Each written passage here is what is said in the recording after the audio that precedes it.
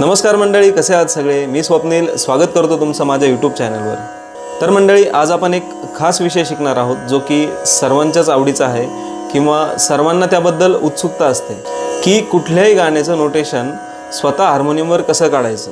तर आज आपण या विषयावर बोलणार आहोत आणि मी होईल तेवढं तुम्हाला या विषयावर समजून सांगण्याचा प्रयत्न करेल। तर बऱ्याच जणांना ही गोष्ट खूप अवघड वाटते की स्वतः वाजवून हार्मोनियम नोटेशन कसं काढायचं। तर आजच्या व्हिडिओत मी तुम्हाला एकदम सोपं करून सांगण्याचा प्रयत्न करेल।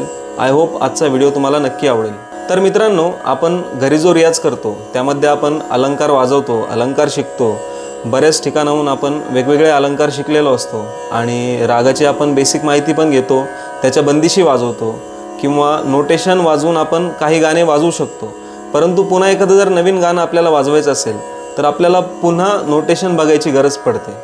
तर हा प्रॉब्लेम बऱ्याच जणांना येतो आणि यावर काय उपाय करता येईल किंवा रियाजात आपण काय बदल करू शकतो आणि हा प्रॉब्लेम आपण सॉल्व करू शकतो, तर हे आपण आजच्या व्हिडिओत पाहणार आहोत।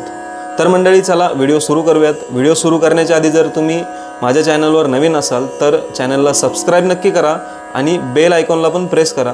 व्हिडिओ आवडला तर व्हिडिओला लाईक करा आणि चॅनलला पण सबस्क्राईब करा, व्हिडिओ शेअर पण करा।